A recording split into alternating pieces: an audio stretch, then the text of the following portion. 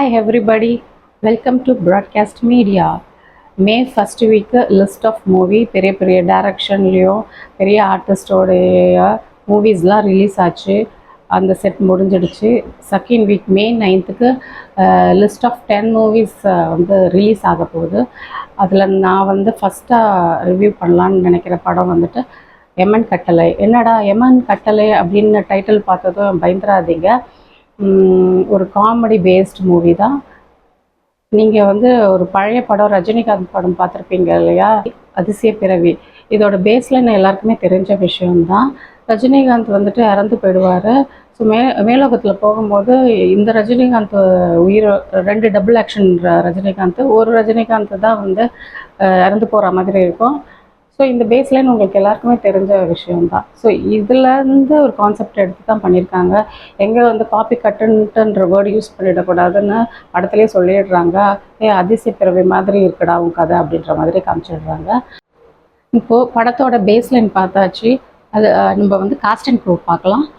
Castle யாருன்னு பார்த்தீங்கன்னா 2 டிபுட் actors, அன்பு மயில்சாமி, சந்திரிகா ரேவதி, நளினி, சுந்தரராஜன், கராட்டே ராஜா, இது மாதிரி நிறையா ஆக்ட்ரஸஸ் வந்துட்டு ஸ்டஃப் பண்ணியிருக்காங்க. இந்த மூவியோட டெக்னீஷியன் யாருன்னு பார்த்தீங்கன்னா director Rajasekar, producer Karthikeyan, music director வந்துட்டு சிவகுமார். நம்ம ஹீரோ அன்பு இருக்கார் இல்லையா, அவர் வந்து ஒரு அசிஸ்டன்ட் டைரக்டராக இருக்கார். படம் எடுக்கணுன்றதுக்காக ஒரு ஐடியா பிளான் பண்ணுறாங்க. சிறுத்தை படத்தோடைய டெக்னிக்கை ஃபாலோ பண்ணலான்ட்டு ஐடியா பண்ணுறாங்க. ஏதாவது ஒரு கல்யாண வீட்டில் போயிட்டு நகையை திருடி அந்த பணத்தை வச்சு முன்னேறலான்னு. ஆனால் என்ன ஆகுதுன்னா, இவங்க திருடுற போகிற இடத்துல கல்யாண பொண்ணும் அப்பாவும் சூசைட் அட்டம் பண்ணிடுறாங்க. ரீசன் என்னன்னா, இவங்க திருடுறாங்க. அந்த பணத்தை வச்சு தான் கல்யாணம் பண்ணணுன்ற பிளான் இருந்தது. இப்போ என்ன ஆகுது, இந்த கல்யாண பொண்ணும் அப்பாவும் இறந்துட்டாருன்னு சொல்லிட்டு பையன் வந்து சூசைட் அட்டம் பண்ணிவிட்டு அவனும் செத்து போயிடுறான். இப்போ மேலோகத்துக்கு போகிறாங்க. யார்?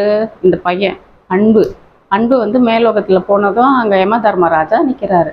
என்ன சொல்கிறாருன்னா, நீ எதுக்குடா வந்திருக்க அப்படின்னு கேட்கும்போது, இந்த மாதிரி சுச்சுவேஷனில் நான் இப்படி சூசைட் பண்ணிக்கிட்டேன், அதனால் வந்திருக்கேன் அப்படின்னு சொல்லும்போது, இல்லை நீ தப்பு பண்ணிட்ட, அவங்க 2 பேரும் இன்னும் சாகலை, உனக்கு பனிஷ்மெண்ட் இருக்குது, ஆனால் பனிஷ்மெண்ட் வந்து நீ வேறு விதமாக தான் அனுபவிப்ப அப்படின்னு சொல்லிடுறாரு.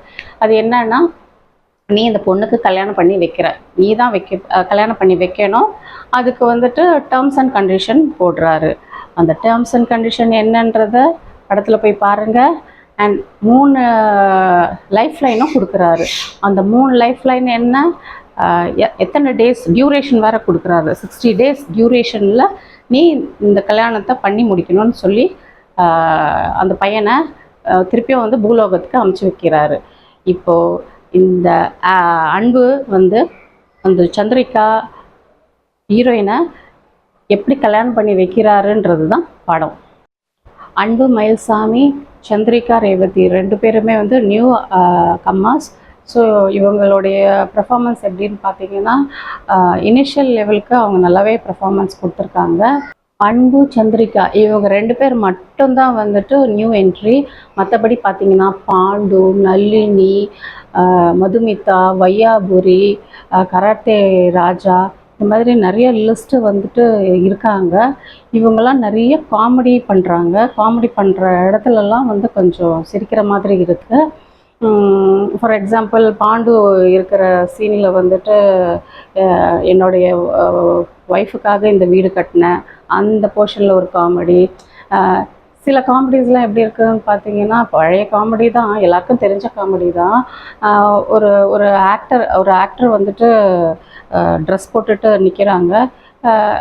அசிஸ்டன்ட் டைரக்டர் வரா மாதிரி காமிக்கிறாங்க. அதில் வந்துட்டு, ஏம்மா உன்னை நடிக்க தானே இருக்காங்க, நீ சைன் பண்ணி தானே வந்திருக்க, நடிக்கணும் இல்லையா அப்படின்னு கேட்கும்போது, இல்லை சார் அவங்க துண்டு கட்டி நடிக்க சொல்கிறாங்க, ஆனால் எங்கே கட்டணும்னா தலையில் கட்ட சொல்கிறாங்க சார் அப்படின்றது. இதெல்லாம் வந்து கொஞ்சம் பழைய ஜோக்கு தான்.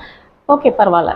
கராட்டே ராஜா வந்துட்டு நிறைய படங்களில் வந்து வில்லனாகவும் காமெடியனாகவும் கேரக்டர் ஆர்டிஸ்டாகவும் நிறைய படங்களில் பார்த்துருக்கோம். இனிமேல் அவருக்கு வரப்போகிற படங்கள்லாம் வந்துட்டு ஒரு பாசிட்டிவ் ரோலாக அமையட்டும்ட்டு நான் வாழ்த்துறேன். மியூசிக் சாங்ஸ் கேட்கும்படியாக இருக்குது. ஓவராலாக ஒரு ஃபன் ஃபீல்ட் என்டர்டெயின்மெண்ட் மூவி. தியேட்டரில் போய் வாட்ச் பண்ணலாம். மற்றும் ஒரு ரிவ்யூவில் சந்திக்கும் வரை until then bye bye from Deepa Broadcast Media.